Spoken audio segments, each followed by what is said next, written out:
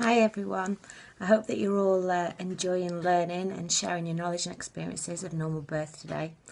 I wish I could be with you in person, however it would appear that 2 weeks notice wasn't enough to shift sufficient pregnancy weight to be a stowaway in someone's luggage.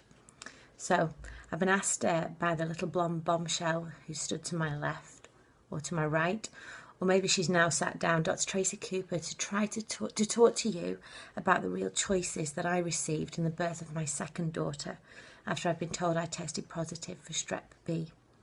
Firstly, a bit of background. I'm Francesca. I'm a very proud, lucky and exhausted mummy of 3 beautiful children. Freya, who's 4, Lucia, who's 16 months, and Arlo, he'll be almost 5 months by the time you watch me doing this. I've had 5 pregnancies. 2 of my babies sadly got their wings early, one ectopic and the other one just passed away before I had my 12-week scan. It's my 4th pregnancy, Lucia's pregnancy, that I'm going to talk about today. So I've been categorised as high risk in all of my pregnancies. However, I managed the care that I received and I made choices as to what I wanted. Maybe when I can fit in some hand luggage, I can come over and you can have another conference just so I can chat about how I like to cause trouble. So, I fell pregnant in August 2014. My plan for the birth of my child was exactly the same as it had been for Freya's birth, and my obstetrician welcomed me being able to stipulate what monitoring and care I wanted. Everything was going absolutely fine until I was told that I tested positive for strep B. My obstetrician detailed the hospital plan and the hospital guideline about strep B in pregnancy, which included antibiotics in labour, obstetric unit birth, baby kept in for observations. However, before I had a chance to say anything to my obstetrician, she said that I should go home, research strep B, research the data, statistics, and then we'd come back and we'd discuss it again within a few weeks. I remember at that time somebody put a label on my notes, immediately labelling me as strep B positive, and I questioned that sticker, explaining that it felt like I should be ashamed of this strep B, something that's naturally occurring because that's what I'd just been told. My obstetrician removed that sticker. So I went home and I did what any sane, pregnant woman would do. I rang my husband, screamed at him because clearly it was all his fault that I had this strep B, cried because my plans were in jeopardy. I had a glass of Vimto, which is cordial, which is as close to vino as I could actually get. And then I started to read up on this bacteria that could potentially ruin everything that I wanted for my birth.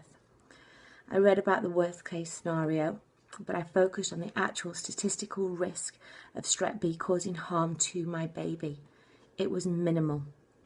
I couldn't see how flooding mine and my baby's system with antibiotics, killing the natural flora and fauna in the baby's gut, was beneficial.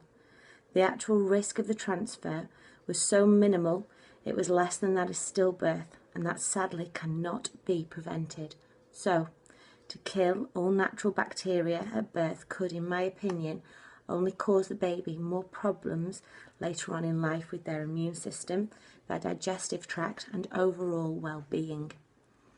All because of a what if. Again, it was time to exercise my choices.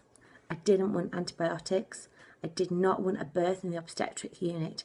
I would be at my freestanding birth centre with the midwife of my choice, and I would be having my water birth. In order to dot the I's and cross the T's, I was asked if I'd go and see the consultant midwife. I was certain that this person was going to do everything to try to stop me getting my birth.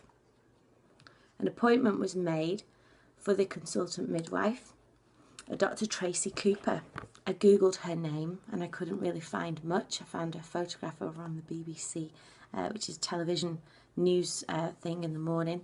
There was that. I stalked her on Twitter, but I haven't a clue what I'm doing on Twitter.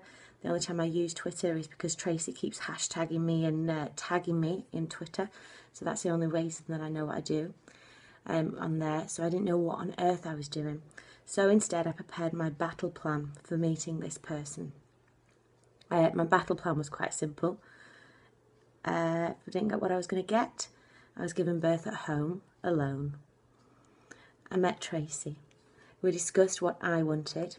I explained the research that I found, which included research on water birth and strep B. She'd found then a research paper supporting strep B and water births. She acknowledged my choices regarding antibiotics, in that I wasn't having any. And then she composed a very detailed birth plan, which provided the evidence that water can wash away strep B, the fact that I didn't want any form of intrusive monitoring of the baby after birth, and also that no antibiotics were to be administered to either of us. Tracy then sent me on my way with the insurance that I would have my choices supported, and I'd get the water birth with my selected midwife. This was not obviously normally a guaranteed thing, however I'm very lucky to have the same midwife all the way through my pregnancies, so that was just something to basically cover everybody's backs that I was going to get marry my midwife. I was going to the birth centre because I was making an informed decision. Tracy also said that the last thing that they'd ever want was for me to be giving birth at home on my own, just because I didn't get what I wanted. So I found it quite ironic that she knew my plan despite me not telling her.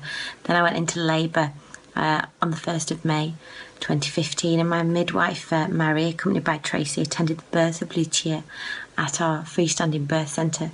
I laboured in the water, but I got out to go to the loo, so Lucia was born on a birth stool, but otherwise all choices that I had made were supported, respected and delivered.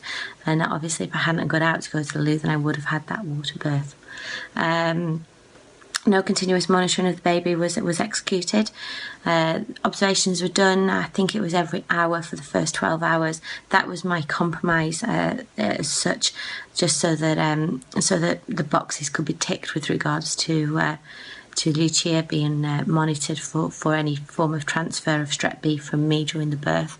It didn't actually impede on our lives too much, because it meant that we had longer in the cocoon of the birth centre before we then went out 14 hours after she was born into the big wide world as a family of 4. Choice within healthcare is just as important as respecting informed decisions of maternal women that actually have a brain. Whilst I may not be an obstetric expert, I know my body, I know what I'm capable of and what my body's capable of, and I know that medicalising a birth for the sake of a what if is not conducive to normalising birth or ensuring that women do what they are supposed to do. Yes, there are the rare cases where strep B becomes life-threatening. Yes, these babies need intervention. However, while studies have been completed stating antibiotics being administered within labour actually are not necessary, no study to date has then been completed looking at the health of babies whose entire gut system was destroyed needlessly prior to their birth because of antibiotics and strep B.